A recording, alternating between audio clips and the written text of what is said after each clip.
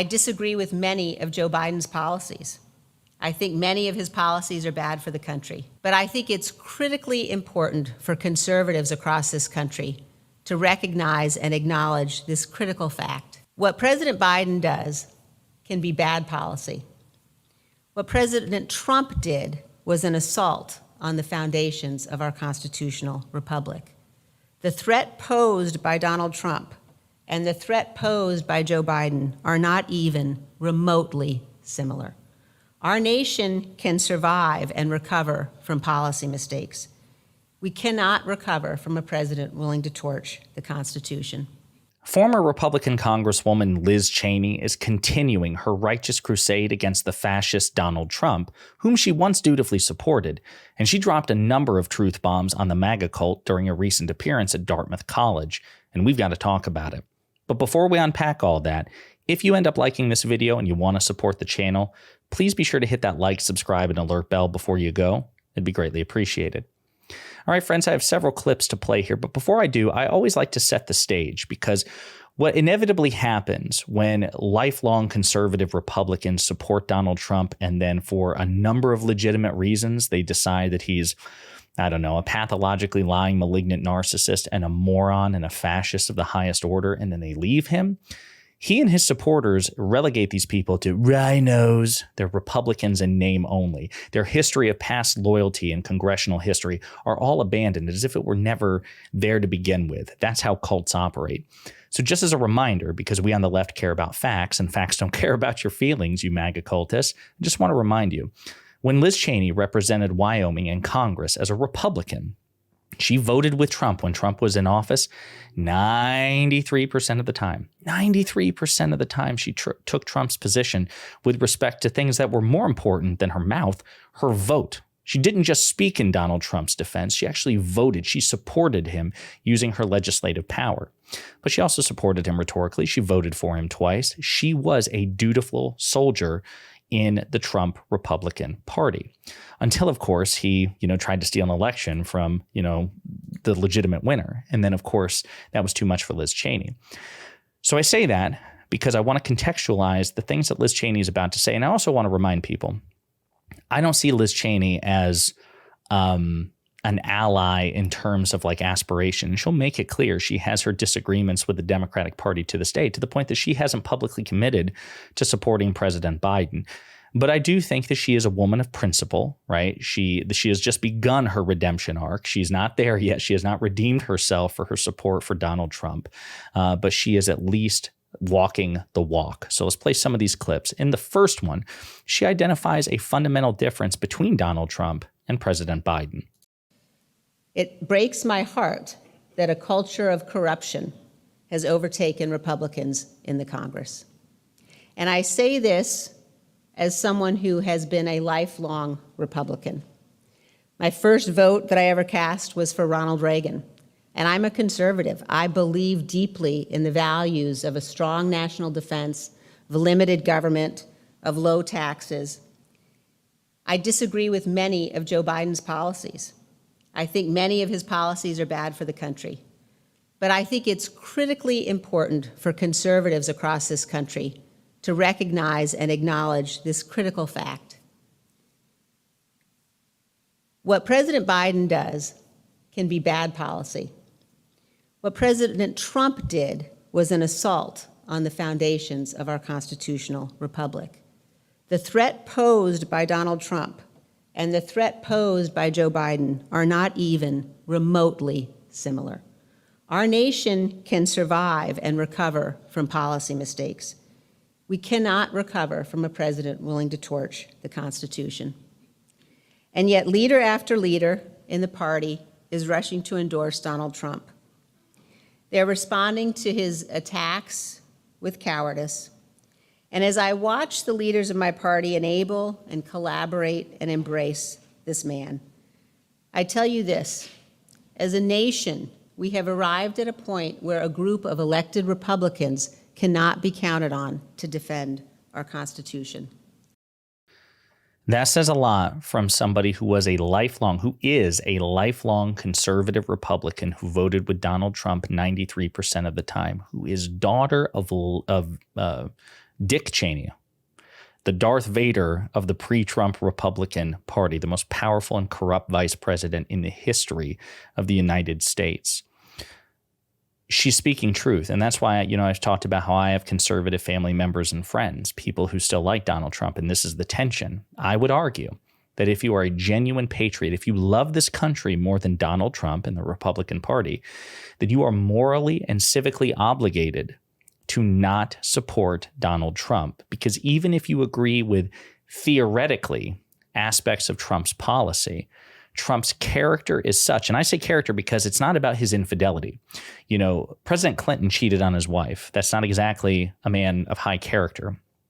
But we're not talking about character in a sense that doesn't matter to the office. Donald Trump's character faults make him a worse president, right? It actually impacts how he performs on the job. So if you really care about this country, you should listen to Liz Cheney. Even if you're a conservative, I would argue you're morally and civically obligated to not support Donald Trump.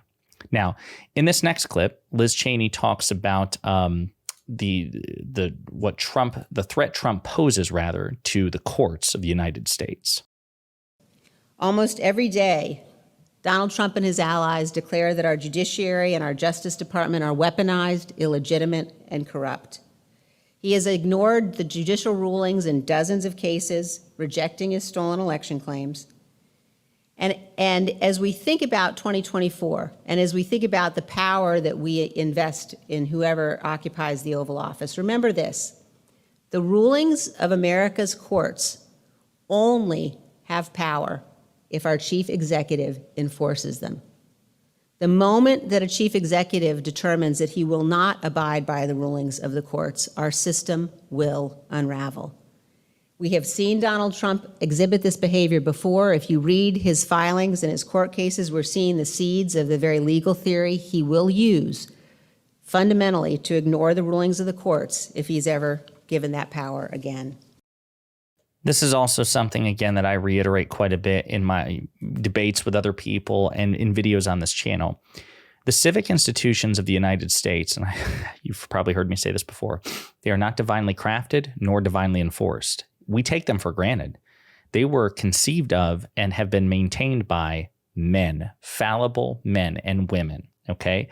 So civic institutions have failed in other countries, in other empires, in other republics, in other democracies, all across human history. It is absolutely possible to fail here. And this idea that simply because a court rules a certain way that, Donald Trump will be contained, it's nonsense. For the findings and rulings of courts to have force, the executive has to provide it because the court doesn't have an army. The court doesn't have a police force. They answer ultimately to the executive. So it requires that good faith that we talk about and of which Donald Trump has none. In this last clip, this might be my favorite Liz Cheney moment here. Maybe not, maybe the first clip is, but she talks about how this version of Donald Trump or how a second Trump term will be different than the first. Okay. And she puts it in very blunt terms that I appreciate. The challenge that we face now, though, and I think it's crucially important for people to look at what this second term would look like. I talked about his refusal to enforce the rulings of the courts, and you can't. There's no way to really overstate how destructive that will be, what an existential threat that is. But some people say, well, there's a separation of powers, and Congress will stop him. I'm not sure who they think in Congress is going to stop him. I mean, J.D. Vance, no. Mike Johnson, we've discussed. I mean, there's no, there's not a group of Republican representatives who will stand up against him. And ultimately, the power that Congress has to ensure that the president abides by his oath of office is the power of impeachment and conviction. They're not going to do that. People say, well, what about the fact that he's got to get his nominees confirmed? He doesn't. He can put people in as acting. He won't care if they're confirmed or not. One of the things that did prevent Trump from following through on some of the worst of his plan was the threat of mass resignations when the White House counsel, Pat Cipollone, and the members of the Department of Justice threatened to resign if he carried through and installing Jeff Clark as Attorney General.